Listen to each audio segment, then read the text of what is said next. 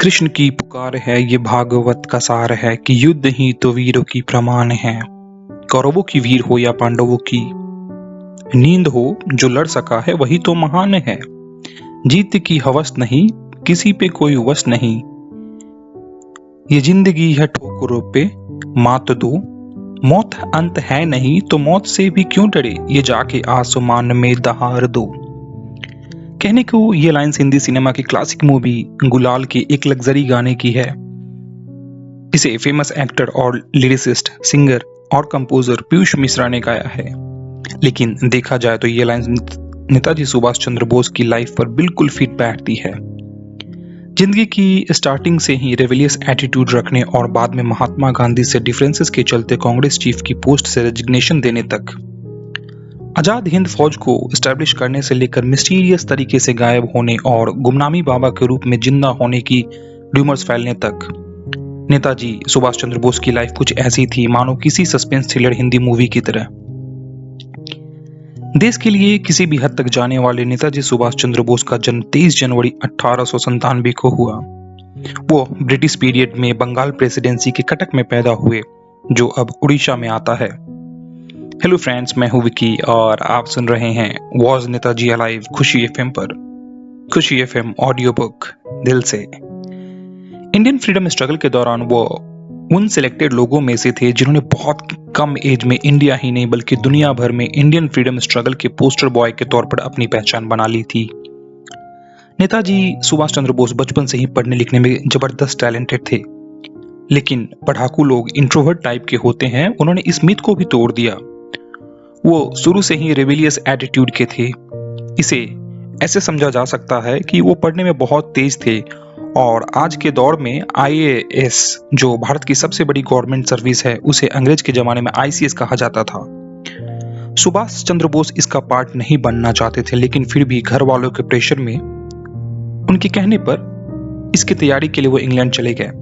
वो उसमें सिलेक्ट भी हुए, लेकिन आईसीएस में सिलेक्ट होने के बाद उन्होंने उसे ज्वाइन करने से इनकार कर दिया। उन दिनों अंग्रेजों में भी उनके डिसीजन को लेकर काफी हैरानगी हुई थी, क्योंकि इंडियन तो छोड़िए, कोई अंग्रेज भी इस सर्विस से सिलेक्ट होने के बाद उसे छोड़ने के डिसीजन नहीं ले पाता था।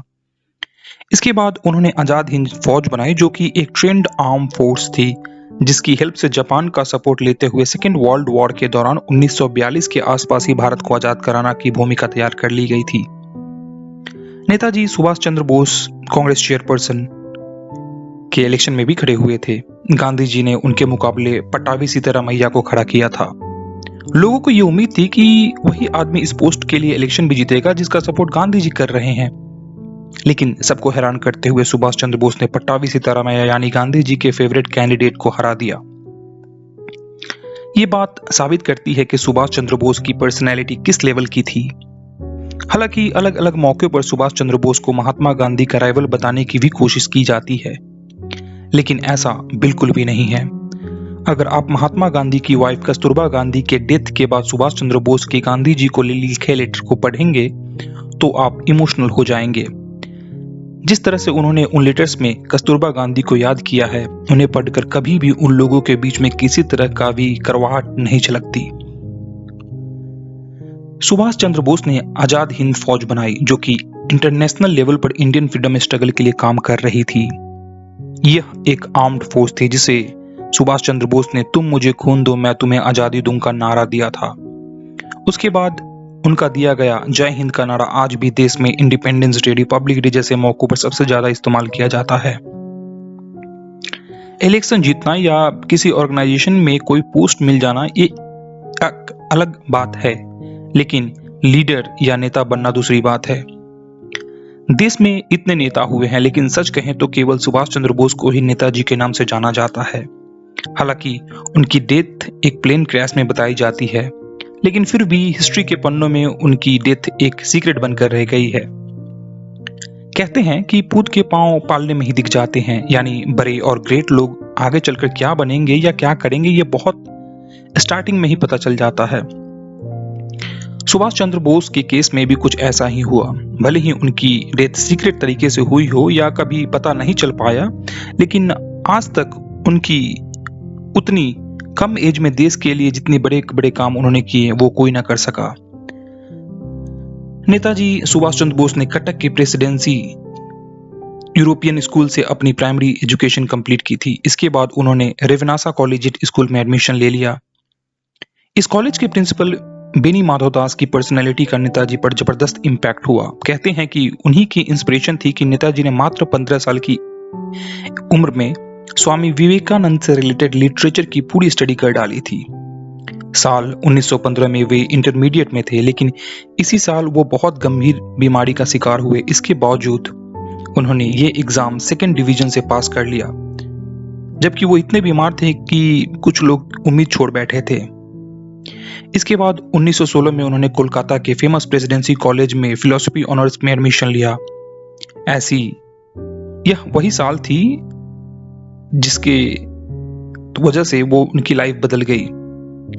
कहे तो दिशा और दशा दोनों बदल गई। इसी साल कॉलेज की स्टूडेंट और टीचर्स के बीच में जबरदस्त झगड़ा हो गया। इस पूरे कॉन्फ्लिक्ट में नेताजी ने स्टूडेंट्स को लीड किया और इसके चलते उन्हें प्रेसिडेंसी कॉलेज से निकाल भी दिया गया।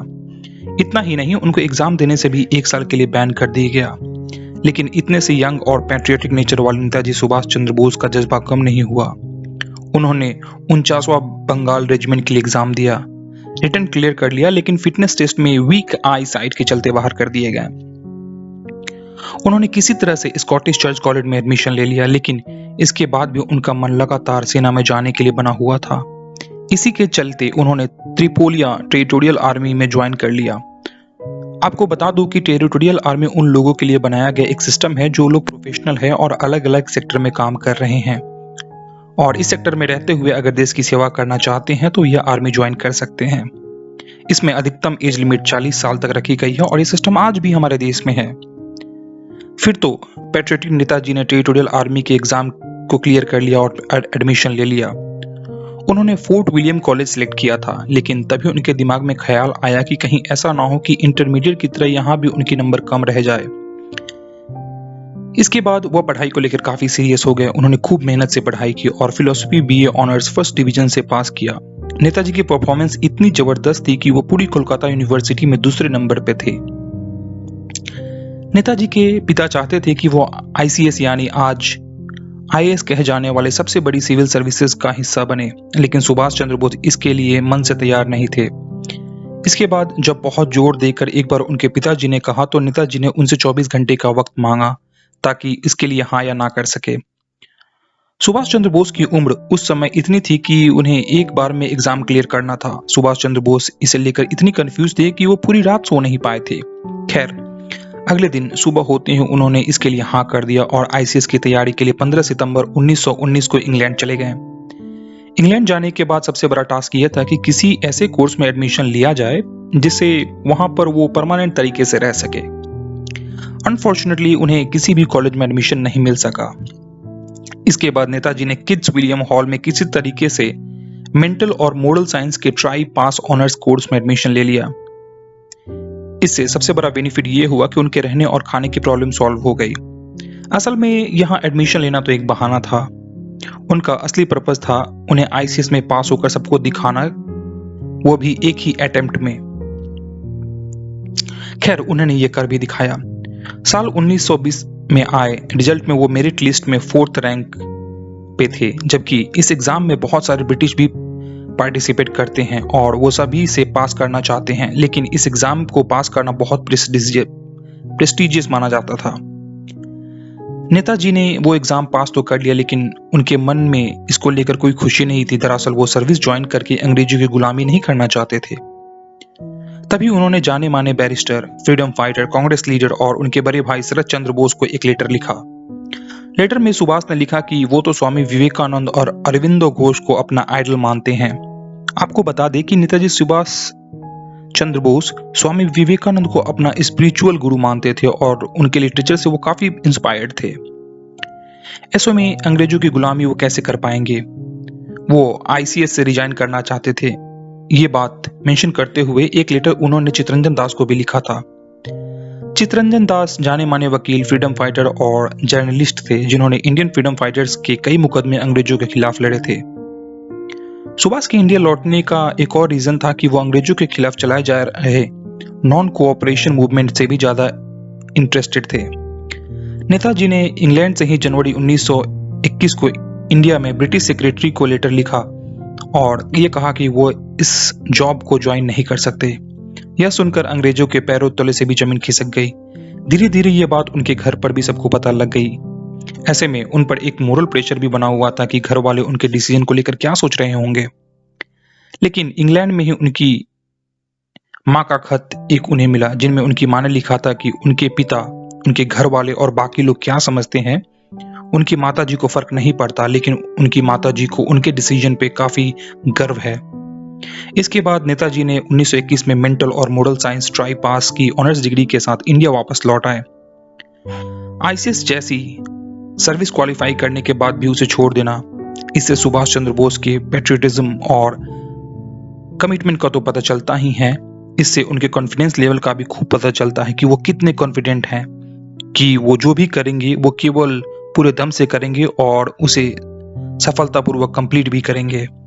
इसके बाद नेताजी ने जब गांधी जी से डिफरेंसेस के बाद कांग्रेस चेयरपर्सन की पोस्ट डिजाइन कर दिया, तो वो अकेले अपने दम पर फॉरवर्ड ब्लॉक के कुछ साथियों को हेल्प से इंडियन फ्रीडम स्ट्रगल को कंटिन्यू रखते हुए आगे बढ़ना चाहते थे, लेकिन इतना काफी नहीं था। उन्हें एक रिलेटिव ने एडवाइस दे दिया कि उन्हें अपना मूवमेंट एक्सपेंड कर देना चाहिए और जिन इलाकों में जिन्ना के मुस्लिम लीग का असर है वहां भी यंग फ्रीडम फाइटर्स तैयार करने चाहिए। इसके लिए उन्होंने पेशावर जाकर कुछ खास लोगों से मिलने का प्लान बनाया, जो उन्हीं की तरह पहले कांग्रेस के ही मेंबर थे पर फिलहाल कांग्रेस छोड़ चुके थे। लेकिन उन दिनों नेताजी पर कड़ा पहरा था, इसलिए उन्होंने टिपिकल मुस्लिम भेष बनाकर घर से भागना का सोचा।